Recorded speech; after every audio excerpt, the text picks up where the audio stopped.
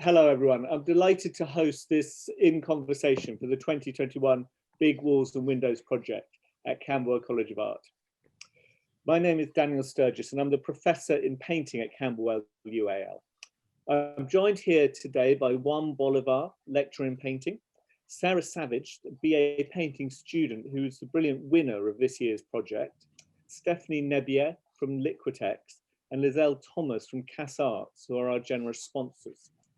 The Big Walls and Windows project has been running since 2013 and has been an opportunity for a UAL student to realise a temporary work of art that exploits some of the spaces within our colleges.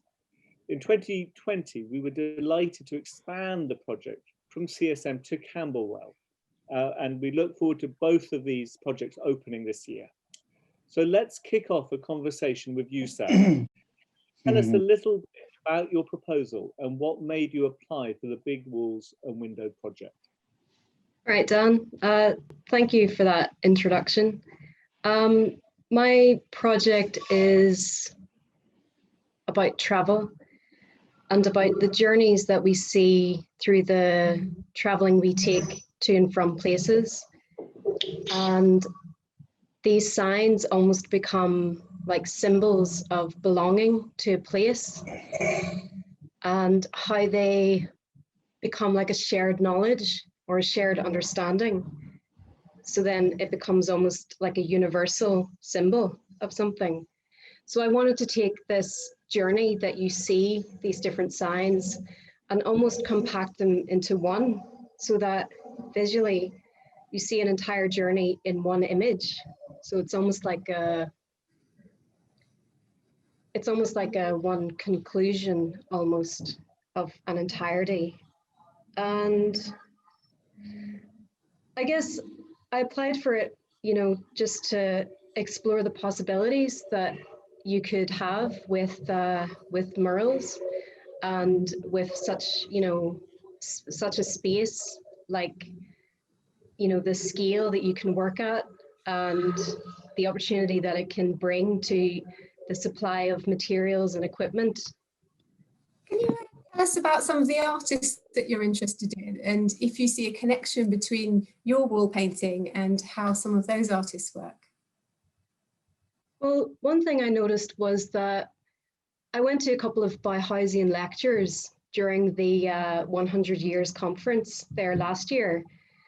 And I think I can kind of see a connection between those experiences of the Bauhaus and, the precision that you can kind of see in the shapes and the colors and the simplicity of that. And I kind of see that Bauhausian precision, but also in combination with painterly effects. So combining them both of precise design, but then also an organic, natural form, like the sinuous branches and leaves and those effects that you can get with paint, whereas Bauhaus was always quite flat and bold block colors. But one artist in particular would be Cecil Daniel, and she's a Swedish-born artist who works in Galway. So she's Irish, Swedish, and she paints a lot of very flat graphic images of nature, of trees. And she, however, always combines those images with man-made objects. So you would see little signs that would appear. And I guess it's about those merging of those two elements of the natural and the man-made.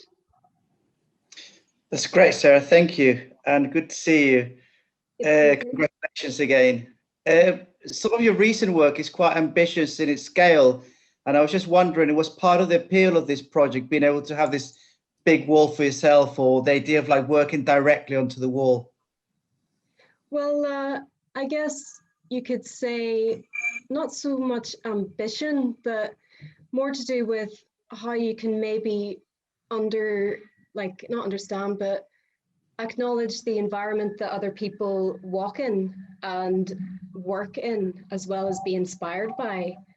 So by working on such a large scale and in Camberwell itself, where art students are walking through they may see a change in themselves or in their work that they're doing that is maybe possibly being, you know, kind of sourced, well, not sourced, but like a throng of an idea that has originated from, say, the mural that I had painted. So I guess it's kind of like, how do you change another person's environment, and how do you kind of evoke a certain condition with them?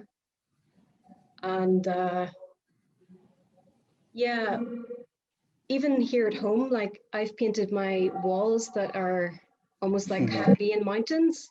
So I've always got this feeling of being somewhere sunny, and it always reflects my mood, that I always feel quite good. And I always feel that that type of environment reflects in the work that I do and the work that I produce. So I kind of think further. I can think much, much further than just a 2D plane. Sure. So do you think that the theme of travel has been impacted by the pandemic?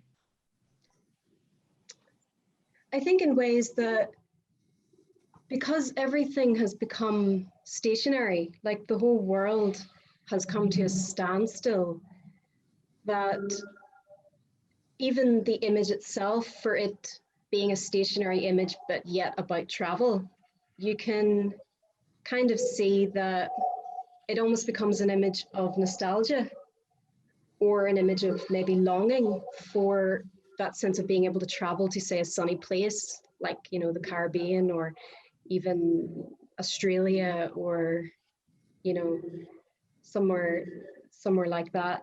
So yeah, I think the theme has kind of maybe morphed into something more about the current pandemic and how things are more stationary. Yeah. Thank you, Sarah. Thank you. That's really interesting. And what part do you think the materials have played in informing the scale and the nature and the concept of the piece? Well, one thing, because I haven't actually visualized, or not visualized, sorry, no, I haven't actually produced it yet. So I haven't actualized it in terms of how it's going to look in the end. So one thing I have noticed is that Guan, he recommended using black primer. And I thought that's quite unusual, like starting with a black primer, starting with darkness.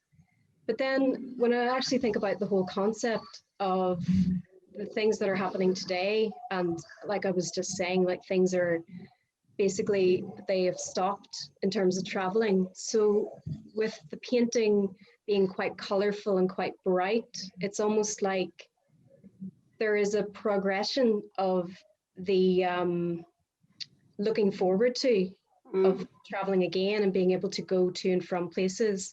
So it's almost like it's coming out of darkness. It's like the idea is coming out of darkness. Yeah. That's really beautiful. That's, do you feel then that during the course of this project, I know that you haven't realised it fully because of obviously everything's been sort of delayed, but the chance to experiment and, as you say, respond to guidance, feedback from Juan, for example, working on a different toned ground than you would normally, do you feel that the idea is evolving and changing? You're having a dialogue with it, as it were. Yeah, it's ever expanding, you could say. Do you mean in terms of materials, in terms of? Well, it's part of the whole process, isn't it? The materials, the idea as it evolves, as you start to experiment and test your ideas in response to the materials. Yeah, because there would be much more of a breadth of possibilities for, in terms of maybe layering of the image, and, you know, kind of working through those different layering and, you know, very specific, you know, modes for each color, for each medium. So I guess as a, you know, for it to result in something would be that it would all have to come to a certain balance between each medium and each color, because it is that graphic as well as that painterly, you know, combination.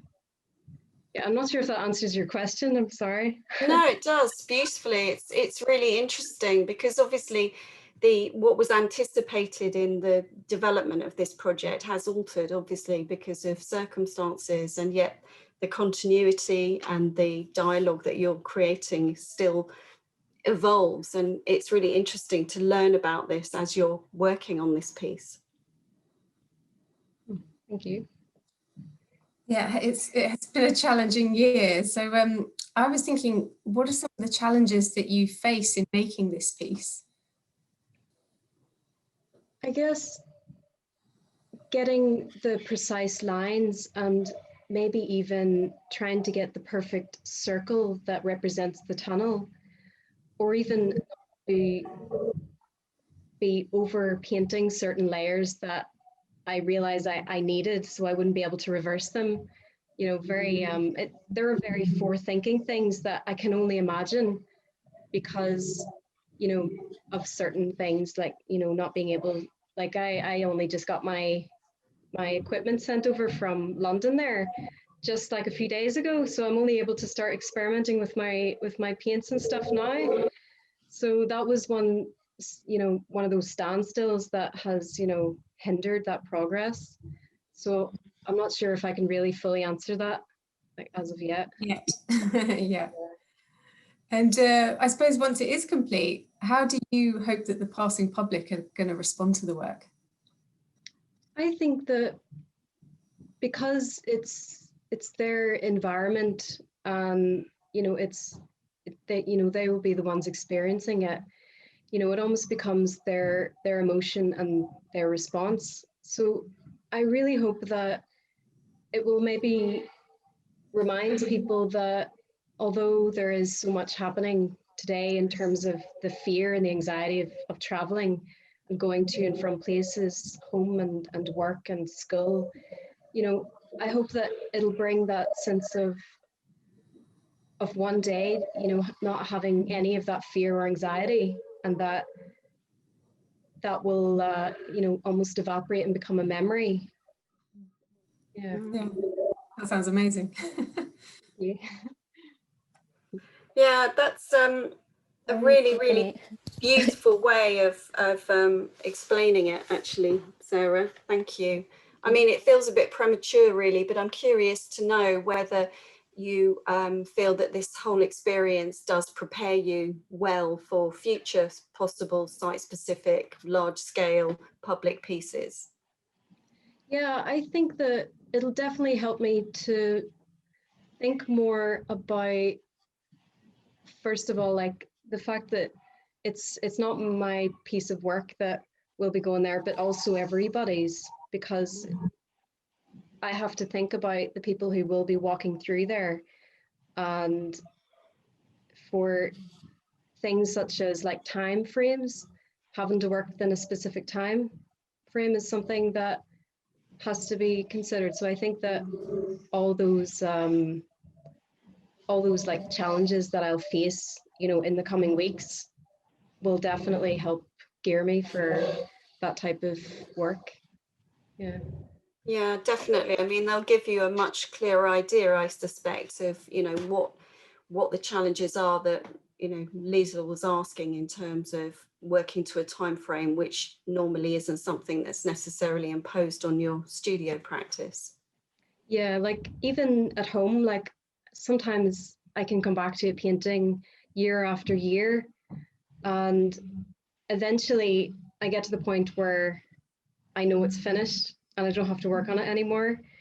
And it's a very happy moment, of course. And then there's those paintings that just go on and on and on. And I guess they're those your personal paintings, you know, they become almost like your friends, and you start talking to them, and, you know, you end up having a dialogue with them, and you realize everything they've been through in their life, you know, all the different stages. So I guess with a public, with a piece of public artwork, it's much different because it's temporary.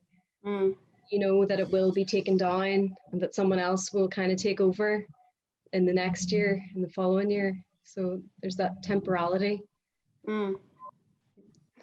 I think one of the exciting things for the college is that as the college reopens after this period of where everyone's been talking online and teaching online, that we come back to a college where we see someone making a physical work very clearly and sort of boldly right in the entrance.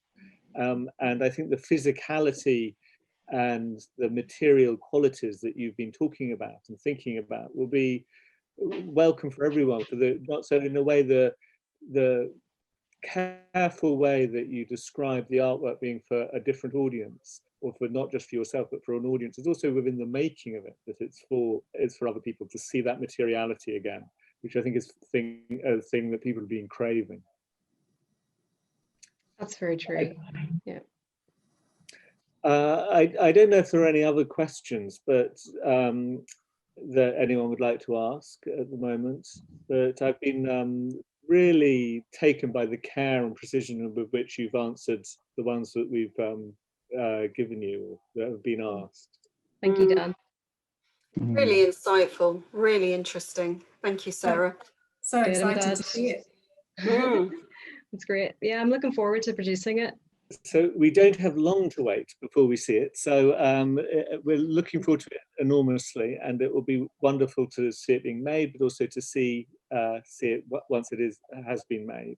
So good luck with that, and it's a big undertaking, but I'm sure it will be marvelous and really exciting. So thank you, Sarah, again, and thank you, Juan and Stephanie and Lyselle for joining the conversation. We're looking forward to seeing the final piece, which will be on display for the whole of next term at Camberwell. And congratulations again, Sarah. It's wonderful that you've won this prize. And thank you to Liquitex and CasArts for their support. Yeah, thanks to CasArt and Liquitex. Thanks, Dan. Thanks, Sarah. Congratulations. Yeah, well done. Thank you.